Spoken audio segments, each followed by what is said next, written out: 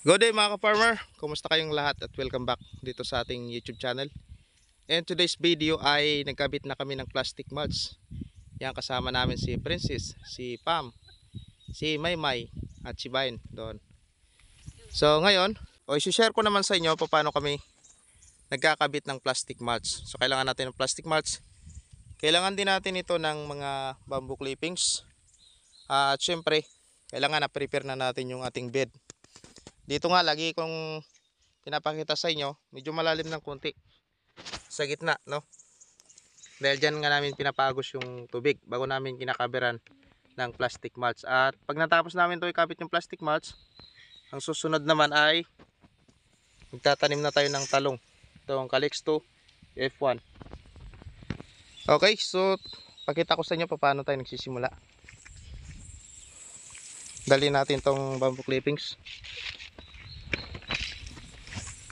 Kaya dito tayo magsisimula sa itaas na bahagi.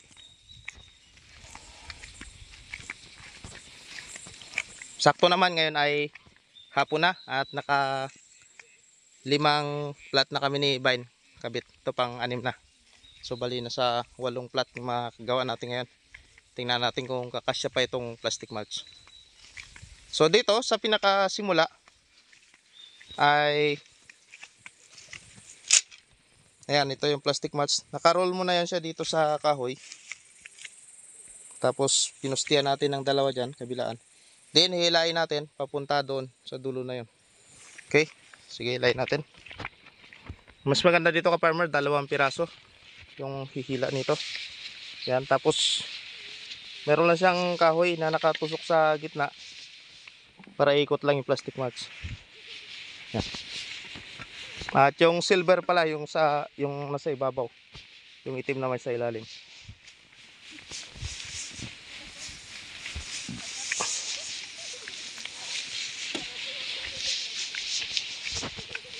So manipis na yung plastic mulch natin.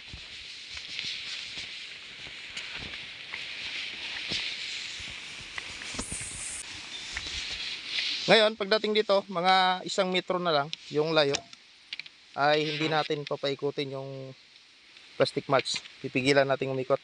Tapos hilain natin para mag-stretch. Yan. Okay.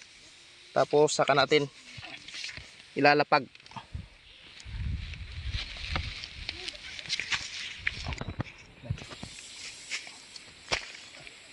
Okay, yan. Kapag na ano na natin, nailapag na natin. Yan, lalagyan natin ng lupa para pabigat dito.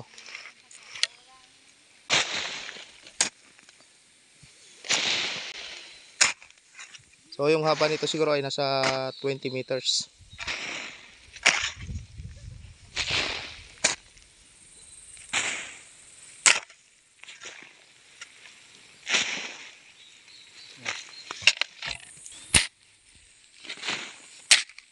Saka natin dito tatambakan ng lupa para yung pag-stretch natin doon ay maigpit dito. Pag ganyan, okay na. At pwede nang putulin yung plastic mulch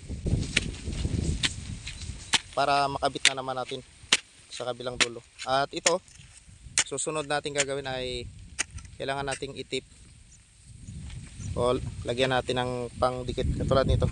Yan, lalagyan natin ng bamboo clippings dito sa bandang gilid para hindi na siya maano ng hangin. Kaya naman dito ka farmer, sa pagkakabit natin ng plastic mulch sa land preparation pa lang, sa paggawa natin pa lang ng bed, kailangan una ay magawa natin ng maayos straight, tapos pangalawa yung tamang sukat. Dahil pagdating na dito sa paglalagay natin ng plastic mulch, kapag ka nasa tamang sukat ay sakto lang yung pag-clip natin sa bandang gilid. No, kapag nasubrahan kasi sa laki, yung plastic mulch hindi na makabot sa bandang ilalim. Yan. At pangalawa, pag hindi siya straight, pangit din siya tingnan, no? Okay, so ikakabit na natin itong bamboo clippings. So dito sa pagkakabit ng bamboo clippings, kailangan mayroon kang partner. Kasama ko si Bay ngayon. At sabay kaming hihilain namin, no? Hihigpitin namin. Then yung layo niya siguro nasa kahit mga 1 meter yung layo niya bawat clip natin ng bawat higpit natin. Simulan natin. So hilain lang natin, hila. Tapos lapag. Tapos ipit ng paa, then clip. So ganyan lang kabilis ka-farmer. Tapos na kaagad natin. Nakabit na kaagad natin yung isang plat na mayroong plastic mulch. At ngayon piniprepare na ni Ibay yung susunod nating kakabitan. Dalawang plat na lang yung gagawin natin ngayon. At mamaya konti ay bubutasan na natin.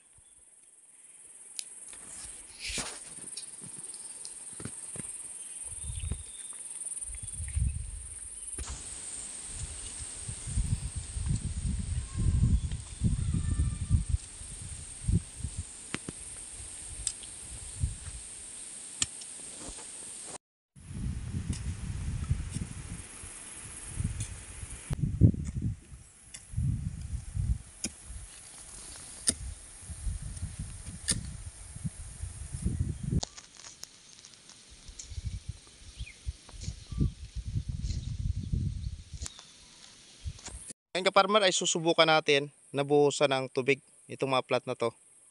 Kung aagos, pang matiyak natin na kapag naglagay tayo nitong hose ay agos na yung tubig. I-boost natin dito.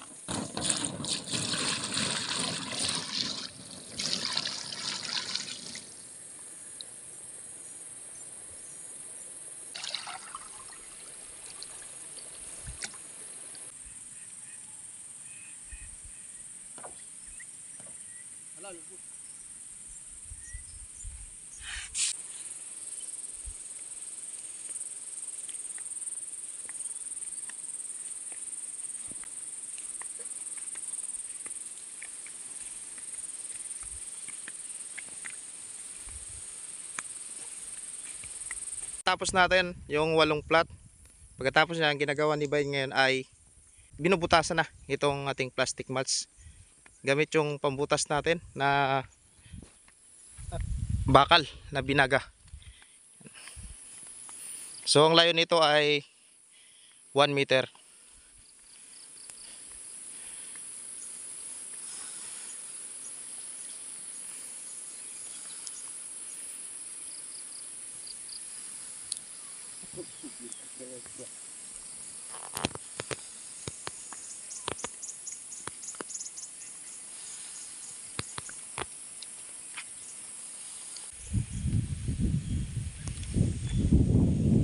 So yung butas natin dito ay tinatawag na Quincunx method, kung saan yung tanim natin ay sigsag na tinatanim natin. Yan, para yung kanyang canopy ay ma-maximize yung area. So yun guys. Mas ulit mga ka-farmer, and salamat sa pagpanood ng ating video ngayong araw, and I hope nakabahagi kami sa inyo ng kaalaman na magagamit ninyo sa inyong garden. Kung meron pa kayong ideya na pwedeng idagdag dito sa ating ginagawa, ay pwede nyong i-comment sa ating comment section. Abangan din ninyo ka-farmer, sa susunod ang gagawin nating video ay yung actual na pagtatransplant ng ating mga talong at iba pang mga gulay dito sa ating garden. Kaya kung gusto mo ng ganitong mga video, don't forget to like. Bilang suporta na rin ka-farmer sa ating channel, upang lumago pa ang ating channel, at don't forget to subscribe for more videos, at pwede mo na rin i-share sa iba nating mga kasamang farmer. Yun lang, happy farming po sa ating lahat. Paalam!